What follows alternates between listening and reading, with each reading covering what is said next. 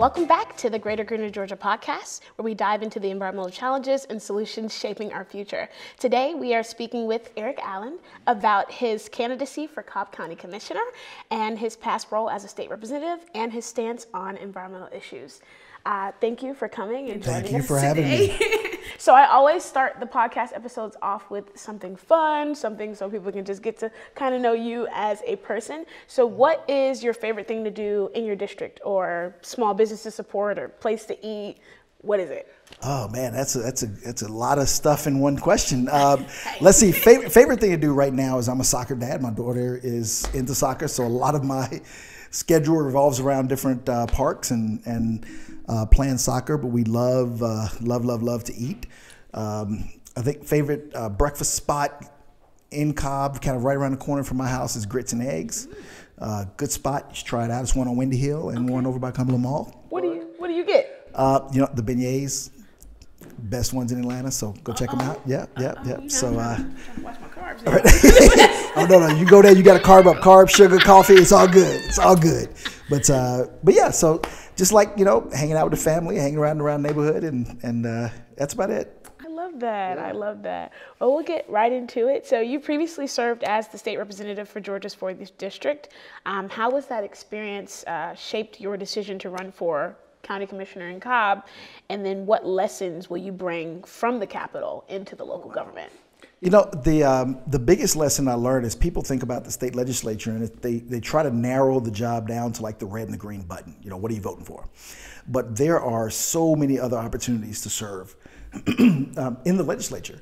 Constituent outreach is probably the most rewarding part of that job. And I learned real quick that in between those votes, really being a Sherpa for government, helping people get to services. The only reason government exists, in my opinion, is to deliver services. And you need someone sometimes to help guide you through that local and even federal process. So that was really rewarding. So when I looked at this opportunity, after leaving the House, to run for a local office, this is really as close as you can get to the people. So a lot of the things that I was working on at the state level are now going to translate into the local level. Even on some of the environmental issues with Sterigenics, trying to get that plant closed in Cobb County. That's we've done what we could at the state, passed some legislation to make it better, but now what do we do at the local level to finish the job? So I think there's a lot you learn at the state level, especially partnering with state agencies and the federal agencies in order to get things done, because most of it is local and federal and state partnerships. If there's a road or something we want to get done, transit-wise, we work with Georgia DOT, we work with the Federal Department of Transit, and we work at the county level. So it's really bringing all three levels of government together and understanding of how they all coexist and cooperate makes a difference. It does, and I bet the thing is like seeing all that you can do at the top level and then having all this knowledge to be like, okay, this is what I actually can do in this local seat. Knowledge and relationships. Absolutely. Relationships matter. Right. And when you're able to pick up the phone, I tell people all the time, you can, I may have left office, but they didn't clear out my Rolodex when they did it. So I still have relationships that I can leverage as we move forward with the county. So I think it's exciting. I'm excited about it. And I think being in this office, I'd be able to make even a greater impact to the residents of Cobb County. Absolutely. And so Cobb County is rapidly growing. We see so much growth in a lot of our metro Atlanta areas for sure. It's in a diverse area. What is your vision for the future, and how do you plan to address the biggest challenges facing residents today? So, when you talk about Cobb growing, I tell people this to paint an image, because I travel a lot and I'm flying. And when I fly into Atlanta, I see 5 distinct skylines: downtown, midtown, Buckhead, Perimeter, and Cumberland. Mm-hmm. When you think about Cobb, it's now the 5th skyline of Atlanta, of Metro Atlanta. Yeah. So there's a lot of growth, but it's also a lot of opportunity. And with those opportunities, also a lot of challenges. So I'm not naive in my thinking. I know that as we continue to grow, there are going to be more and more challenges. We're no longer a suburban, exurban county. We're an urban, suburban, exurban county. We've got all three in one space with 800,000 voters. So there are going to be challenges. We're also not monolithic. Things that are going to work well in South Cobb are not going to work well in West Cobb. So I think there are going to be a lot of challenges. So I'm not naive to that, but I look forward to tackling them and making sure that we continue to grow in a responsible and collaborative way so that we don't have unnecessary challenges pop up as we do this development. Awesome. So Georgia is seeing increasing threats from extreme weather, heat waves, and flooding. What steps would you take as commissioner to strengthen Cobb County's climate resilience and protection, to protect vulnerable communities? Yeah, resiliency and sustainability are two big words, two important words. We have to be resilient. We have to make sure that as we develop, we don't develop to a point where we don't have natural runoff lanes. Water is a problem. You think about flooding, it's not just what comes up from the river, but it's what's not able to get to the river and is ponding in neighborhoods and such. So really have to be thinking about, what do we do for the resiliency piece to make sure that as we develop, we don't also ruin the natural ecosystems that we have in place. You also have to make sure we're doing things to be sustainable. Let's reduce what we're sending to the landfill. Let's make sure we're encouraging our environment to thrive, air, land, and soil, and water, to make sure that we're not polluting it, diluting it, creating more issues than what it's worth. So it's really a resiliency and a sustainability conversation that we have to have at the same time. Absolutely. And the 100% campaign, which is something that was kind of, we're doing here at GCV as well. There are other 100% happening, but GCV has a 100% campaign. We are working to push municipalities towards 100% clean energy here in Georgia by 2050. And counties like Athens, Clark, Savannah, City of Atlanta, they all have clean energy plans by 2030, 2040, 2050. Would you support a similar resolution in Cobb County? If so, what concrete policies would you advocate for to transition to clean energy? The concrete policy I would advocate for is for us to come up with a plan. I mean, that's the first step, is that we got to have a plan. I mean, right now, I don't think we have that in place or in motion even. So it's coming up with a plan. But it's also looking at things we can do in the interim. Moving buses to clean gas. Right. Looking at our fleet. For making them electric. There are things that I think we could do in the interim that are a lot more viable in a county like Cobb than us, because we have the infrastructure to do some of these things. So I think the first thing policy-wise is to come up with a plan. And then to start executing on that and making decisions, based as we start to increase our fleet in certain things. Well, what can we do that's electric? What can we do that's on natural gas? What can we do in other ways? So yeah, I think it's putting the plan in place and then starting to execute it. Awesome. And so you spoke about Sturgenics a few minutes ago, and we know that Cobb has faced issues with air and water pollution and then plant industrial emissions. So what is your stance on environmental regulation, and how would you work to ensure cleaner air and water for the residents? Even though I'm out of the legislature, I still would like to see the other two pieces of legislation that I was working on years ago. Having someone carry those concepts. It doesn't have to be the same language, but I think it's still concepts of making sure that we are reducing the amount of emissions at the Sturgenics plant, and making sure that it is safe and that they're transparent in explaining or disclosing what leaks, the fugitive emissions. So I'd like to see that continue, but I also think the county has an expanded role in where we locate certain things. I always talk about with the three levels of government. The federal government regulates. The state government looks at how they operate, the EPD, but then the cities and the counties are permitting them where they locate. Right. And I think we have an opportunity to really look at our high hazard permitting process to make sure that we're not bringing more of those polluters into the area. Even right now, it's on the table to discuss the biosolids from the water treatment facility in Cobb, the R.L. Sutton, which is right across the river from Fulton, where they're also have incinerators to incinerate biofuels. So you think about that triangle that we'd have coal ash on one side, we'd have ethylene oxide on the other, and now possibly PFAS and mercury levels increasing because of biosolids. So there's a lot of conversation we need to continue to have to make sure we're keeping our community safe. So it's not just Sterigenics, it's a lot of different things that are popping up. And as we continue to grow, once again, that's just one of those challenges with growth that we have to address all of these issues in some way. I see the Sterigenics issue completely different than the biosolids in the stance that we as a county have to find something to do with our waste, our solid waste. We don't have to allow, we have no obligation to allow a private company to pollute our citizens just because they want to do business. It's two different issues.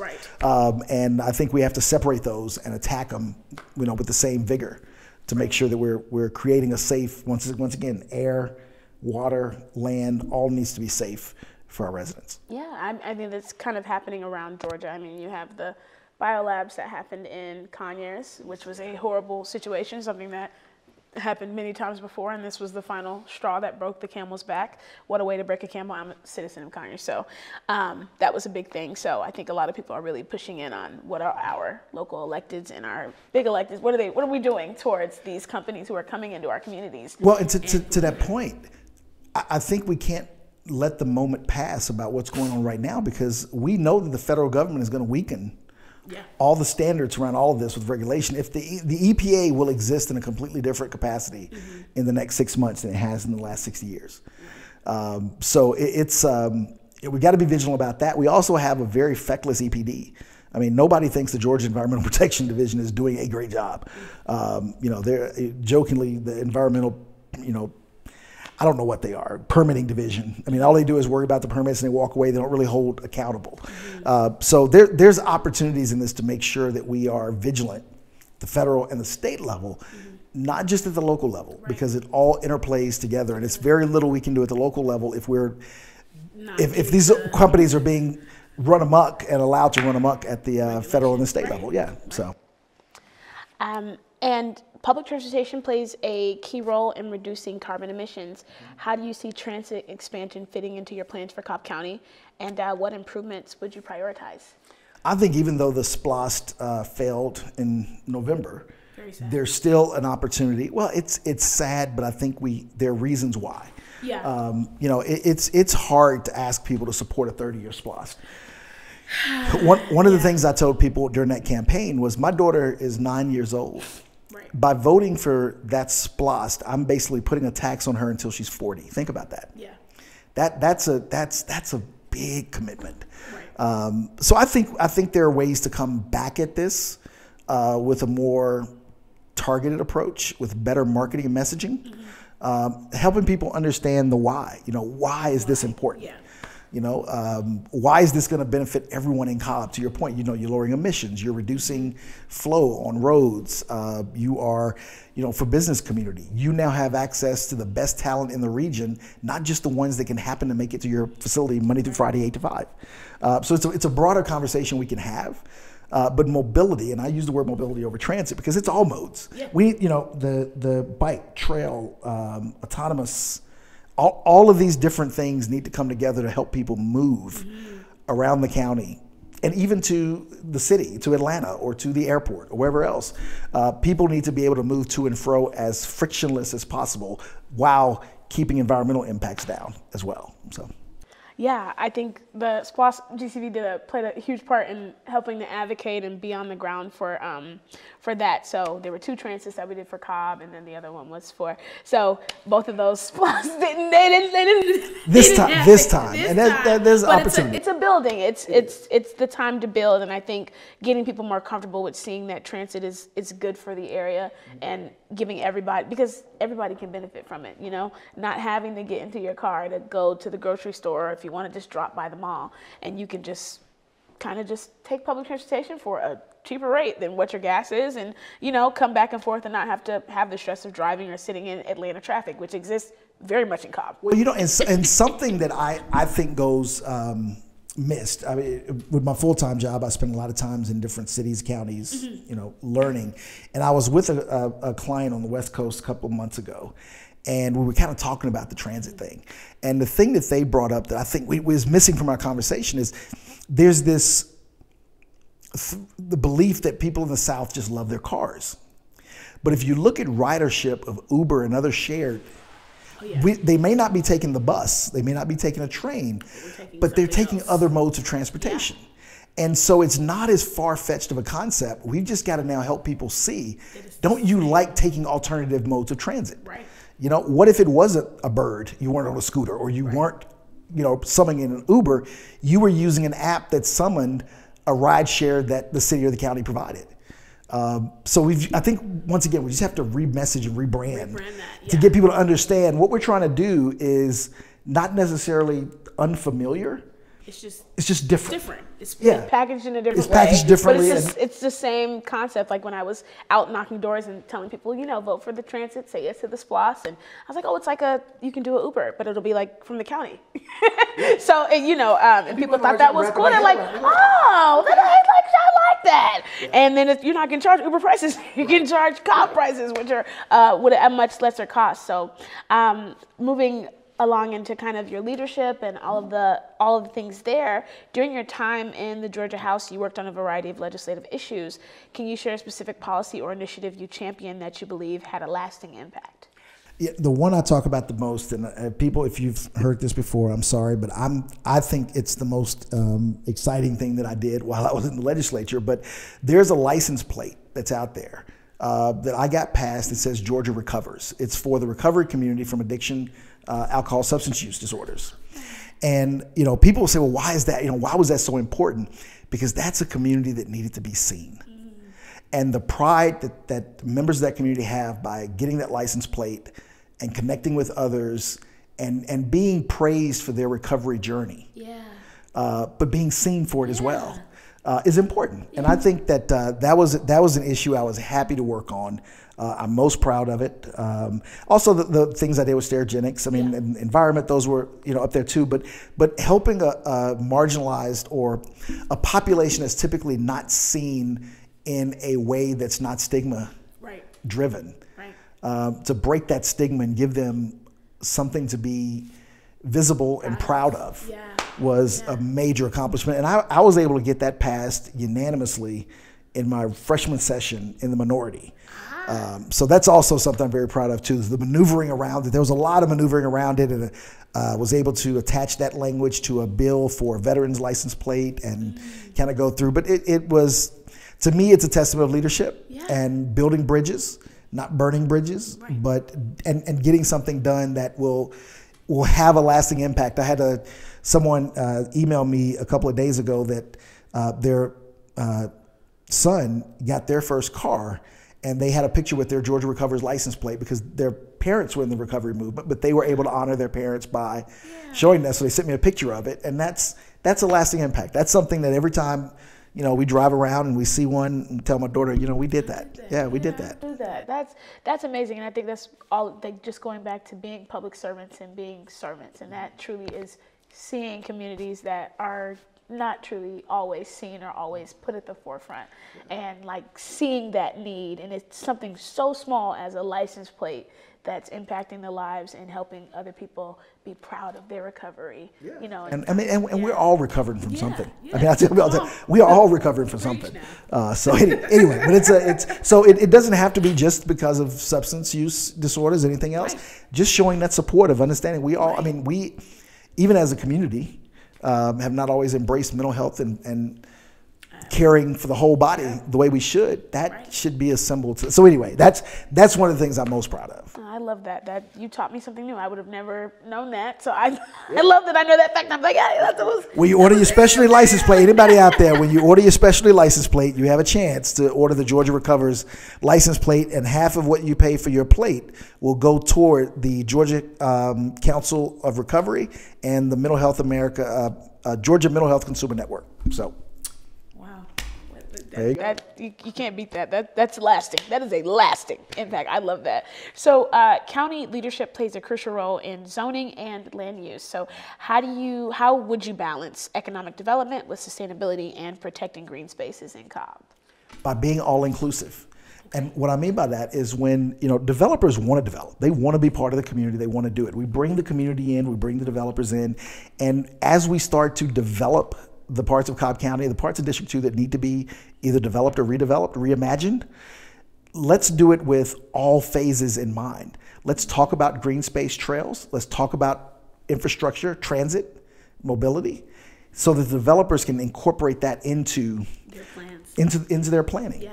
Like I said, I see a lot of things in other areas, and there's another county that I do work with, and they've started to ask developers to build in transit stops in covered areas within a mixed-use development. So just something that's small is saying, look, we think this is a great development, but how are you going to support Cobb Transit in this? Well, we can build a transfer station, or we could do that. This could be part of that. We could have trails that go from this development connecting to the Silver Comet, connecting to the Beltline. Those are the kind of things. So by being inclusive in our imagination of what development looks like, I think we can solve multiple problems without it always being on the backs of the taxpayers, but letting those that help develop fully. Not just in buildings, but also in infrastructure. Right. I think that's awesome. What is your stance on environmental justice, and how would you work to ensure that all communities in Cobb County, especially low-income and minority neighborhoods, have equal access to clean air, safe water, and green spaces? We've got to be very cautious in Cobb of not to continue to over pollute or take already marginalized communities and just dump on them. Right. That's a common practice.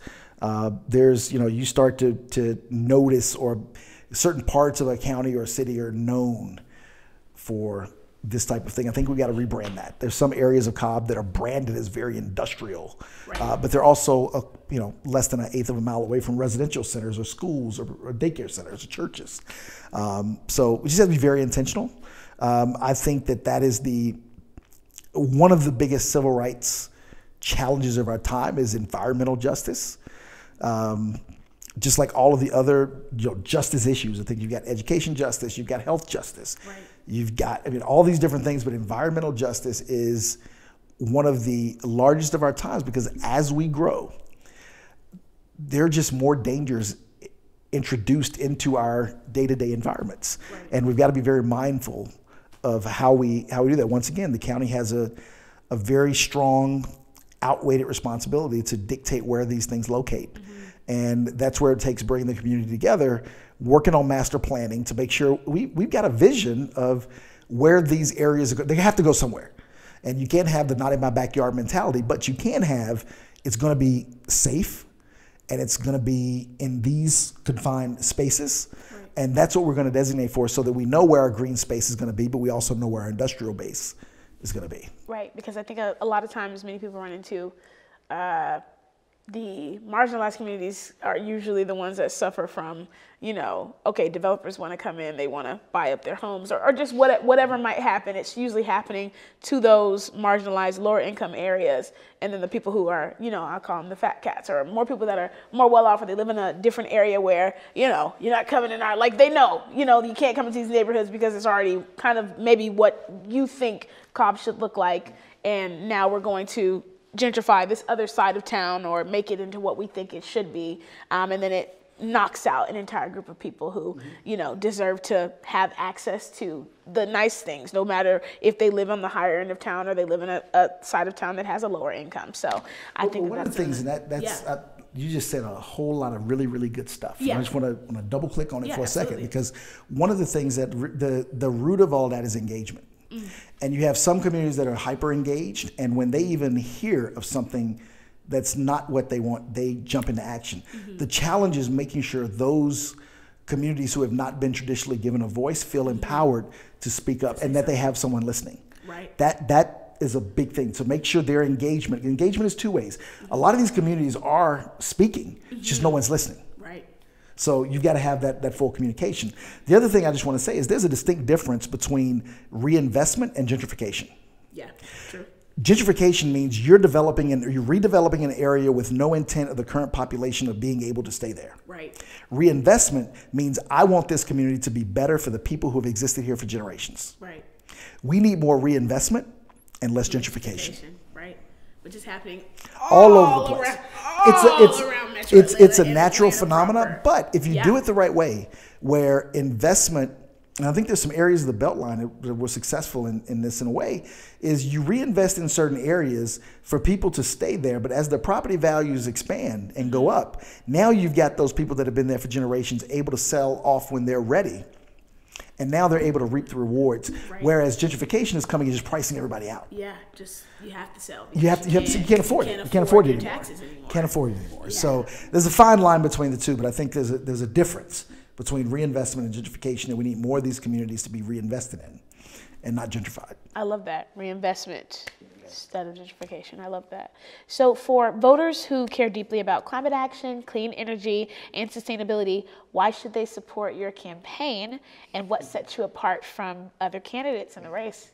Well, I have a track record, and I've been a champion of our environment for years, and I think it's a values thing. It's not an issues.